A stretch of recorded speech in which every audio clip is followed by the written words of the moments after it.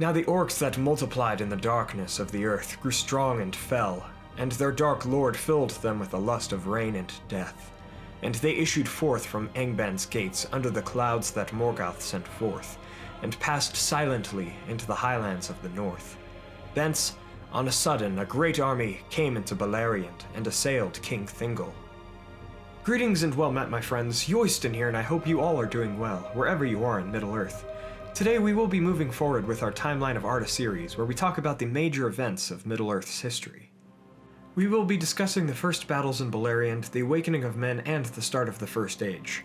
If you are new to this series, I will link our first Timeline of Arda video and our latest one in the description and cards above, and I shall also link our Houses of the Elves video for some further explanations on all of the elves and their histories. Without further ado, let's begin our tale. Last time we ended with the Noldor under Fingolfin coming into Middle-earth under the rising of the new moon at the end of the Years of the Trees, but I want to take us back a few years and look at the elves that were already in Middle-earth, the Sindar, and the events that happened concurrent with Fingolfin's march. In the year 1497 of the Years of the Trees, Morgoth returned from Valinor with possession of the Silmarils. He returned to his fell fortress of Angband to begin anew, and raised the peaks of the Thangorodrim to protect his fortress. Over the years, many orcs had multiplied in the darkness of that land. Until this point, the Sindar had mostly wandered free in Beleriand, while many still lived in places such as Menegroth and Aglador or the havens of Eglarist. The time for peaceful roaming had ended, however, as Morgoth's forces found new strength in Middle-earth. While Fëanor and Fingolfin's Noldor were still in the west, Morgoth tried to take Middle-earth with one terrible invasion, but he underestimated the Sindar and their allies. The orcs came forth from Angband and poured into Beleriand, coming on either side of Menegroth. In the west, the orcs had more victory, for many of the elves that lived there were scattered, not as numerous, or dwelt as mariners by the sea. Círdan the shipwright and his forces were cut off from the elves of Thingol, the king of the Sindar, in Menegroth. After attacking the orcs in the west, the elves under Círdan were forced to retreat to the edge of the sea, and they were besieged. As for the orcs in the east, Thingol called upon King Denethor of the Laiquendi, the Green Elves, for aid. Thingol and Denethor caught the orc force between the rivers Aros and Gelion, and the orcs were waylaid between the hammer and the anvil, as it were. However, the Laiquendi were lightly armed, and they took heavy casualties from the ironclad orcs. King Denethor was surrounded upon the hill of Aman-Areb, and before Thingol could rescue him, he was slain. But the orcs took the heaviest casualties from the battle, and those that survived retreated northwards, but were slain by the dwarves from Mount Dolmed. The remaining Green Elves would merge with Thingol's people. After Thingol returned to his stronghold of Menegroth, he would hear news about Círdan being pushed to the sea. Thus Thingol would draw his people closer to Menegroth, and Melion the Maya would create the Girdle of Melion with her powers. This would protect the newly named Doriath, Land of the Fence, and none could pass against the wills of Thingol or Melion, unless of course the will of the incomer was stronger than theirs. New days were on the horizon now, for Fëanor came with his host into Beleriand, and thus they burned the ships at Loskar. These Noldor that had come unlooked for by both the Sindar and orcs brought new hopes for the former and fear for the latter. But the second battle of the Wars of Beleriand would soon begin. This next battle would take place sometime between 1497 and 1499 of the Years of the Trees. Fëanor's forces would arrive at the Firth of Drengist and come into Hithlum. Eventually they would camp upon the northern shore of Lake Mithrim, and the battle would soon come. Morgoth hoped to crush the Noldor before they could establish themselves in Middle-earth and become a true threat, so the Dark Lord brashly sent forth a force of orcs from Angband.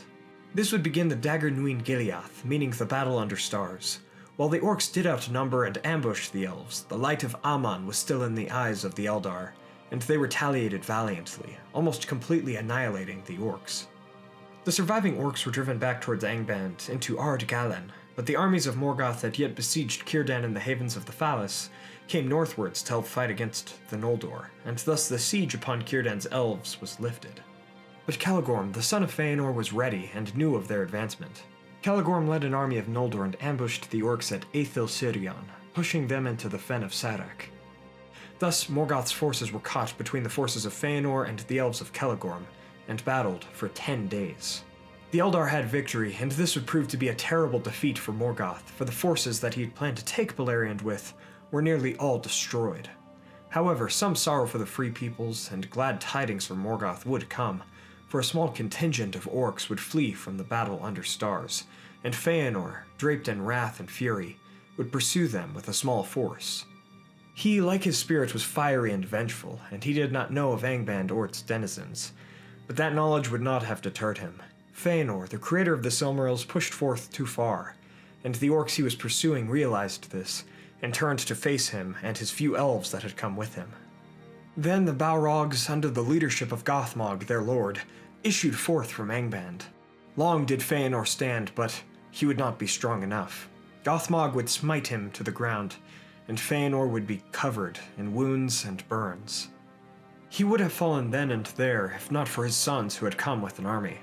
The Balrogs retreated to Angband, and the sons bore their father back towards Mithrim. Alas, it was too late for Fëanor, and he had the elves halt upon the slopes of Ered Wethrin. Fëanor looked out upon the peaks of the Thangorodrim, knowing that they would not be thrown down by the Noldor, but he cursed Morgoth thrice all the same. He wished for his sons to hold true to their oaths concerning the Silmarils, and to avenge him. With that, he died, and his fiery spirit took his body and made it ash. His spirit would go to the halls of Mandos forevermore. But in the hour of Fëanor's death, an emissary came from Morgoth, who acknowledged defeat and offered terms and even a Silmaril. Maethros, the eldest son of Fëanor, convinced his brothers to take a meeting with the emissaries of Morgoth, but to come with even more elves than agreed, and attack. Well, unsurprisingly, Morgoth did the same, but he had Balrogs. At this meeting, Maethros, the new leader of Fëanor's host, was taken captive while his brothers were forced to retreat to Hithnam. Morgoth said that he would release Maethros if the Noldor forsook their war and went back west, but the brothers of Maethros knew that this was a lie and they were bound to their oath. So Maethros was not released, but was instead chained to the face of a precipice upon the Thangorodrim by his right hand in a band of steel. The Noldor would then make a great camp at Mithrim, but not all hope was lost, for the second force of the Noldor, under the command of Fingolfin, would finally arrive in Middle-earth and enter Beleriand from the Helcaraxe, and the sun and moon would be created, marking the beginning of the First Age and the end of the Years of the Trees. The sun would scare Morgoth's forces, prompting Morgoth to eventually create smoke and fumes from the Thangorodrim to shield his army from the sun. The Battle of the Lamoth would be fought where Fingolfin's son Argon would fall, but Fingolfin's Noldor would defeat the orcs in Lamoth after arriving in Middle-earth. Fingolfin and his host would then go to the gates of Angband and hit upon them, issuing a challenge to the Dark Lord. Morgoth would ignore it, but Maethros would hear it and call out for help, but his voice would go unheard. Then Fingolfin's host would withdraw to camp in Mithrim. Fingolfin would find Fëanor's host in Mithrim, and he would eventually be made the High King of the Noldor. There was still much animosity between the followers of Fingolfin and those that had followed Fëanor, as the latter had burned the ships at Loskar, but much of the disparity would be solved by the preceding deeds of Fingon, the son of Fingolfin. We will talk more about that in the next episode of the series, however. And far away across the vast lands of Middle-earth, in the place of Hildorian near the eastern seas, the Secondborn of Ilúvatar, men would awake in the first year of the sun, when time and years would be accounted more closely to how we account time in today's world. The years were shorter, and there was a new sense of mortality within the world. There would be no guide from the Valar for men, and many men would actually come to fear the gods. Morgoth would eventually look for them for his own designs, but the Eldar would also guide men into the light. We'll explore that more in future videos. This would be the beginning of a new and powerful kindred that would make and shape the history of the world.